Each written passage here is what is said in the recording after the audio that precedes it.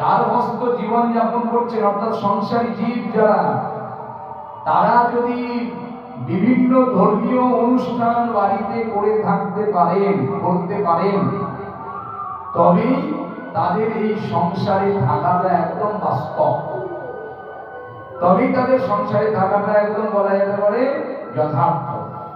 কিন্তু সংসারী জীবের কি হয়?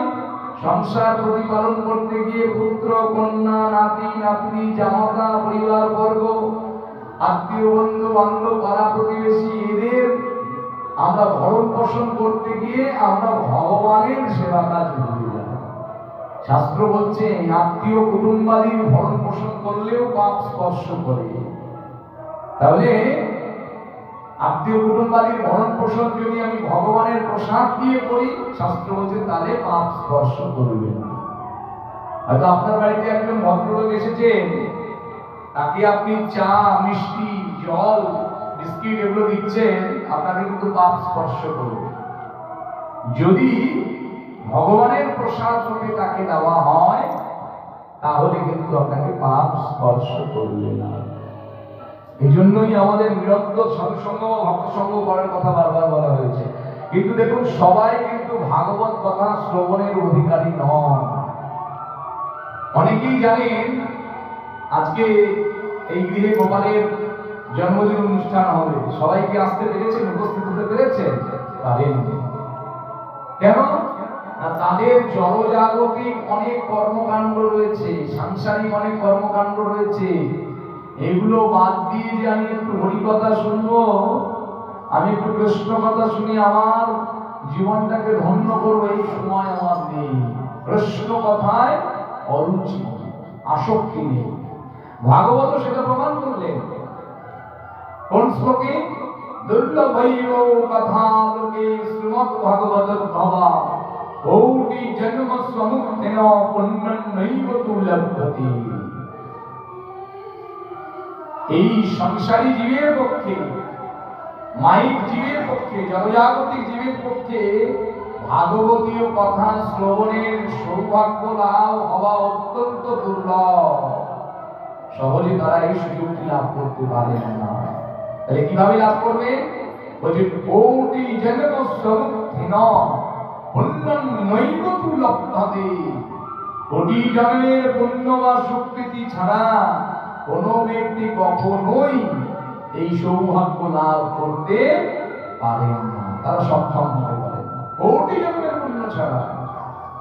তাহলে প্রতি জন্মেই আমরা কোনো না কোনো ভক্তগৃহে, কোনো না কোনো মঠ মন্দিরে, কোথাও না কোথাও গিয়ে প্রভুর কথা আমরা কিঞ্চিৎ করে শ্রবণ করেছি, যার পুণ্য ফলে আমরা এখন কি হয়েছে না মানব দেহ লাভ করে একদম সম্পূর্ণভাবে ভগবত সেবায় নিজেকে যুক্ত করতে পেরেছি কোটি জন্মের পুণ্য।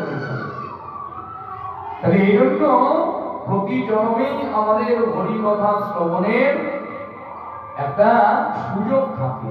কেমন করে? দেখবেন, যখন গৃহে ভাগবত কথা হয়, হরিকথা হয়, গৃহে যারা বসবাস করেন তারাই কি শুধু হরিকথা শোনেন? মানব জনিতে যারা রয়েছে, মানুষ হিসেবে যারা এসেছে, না, তারা শুধু শ্রবণ করেন না।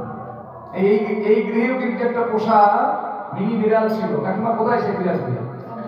মৃত্যুধামে চলে গেছে। আচ্ছা, তো গতবারও এসে দেখেছি ওই বিড়ালটি বসে বসে হরিকথা শুনে, তাই তো?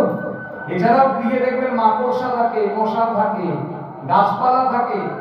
এই প্রত্যেকটা জীব জড়িতে আমরা একবার গেছি অথবা আগামী জন্মে কর্মফলে যাব।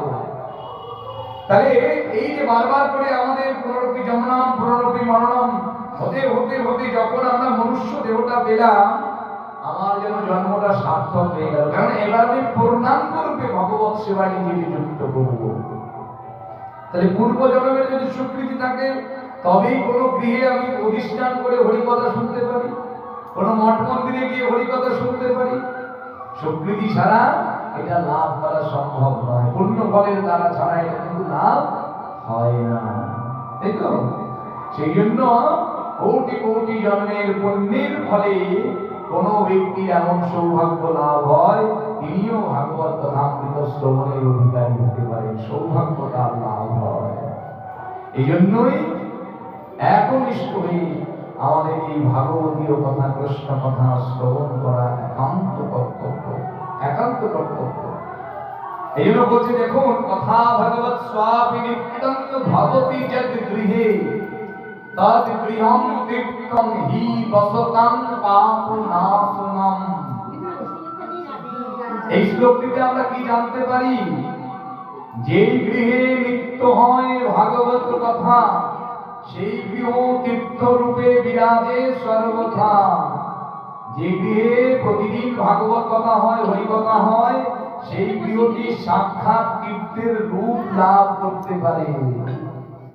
আপনার গৃহকে আপনি তীর্থ বানাতে চান, তাহলে আপনার গৃহে হরি কথার আয়োজন করতে হবে, ভাগবতীয় কথার আয়োজন করতে হবে। সেই গৃহ তো তীর্থ হয়ে গেল। এবার বলছে, সেই গৃহে বসবাসকারী যতজন সর্ব পাপ হতে মুক্ত রহে সর্বক্ষম। সেই গৃহে যারাই বসবাস করে সকলেই সর্বপ্রকার পাপ থেকে মুক্ত হয়ে যায়, সর্বপ্রকার পাপ থেকে। তাহলে গৃহে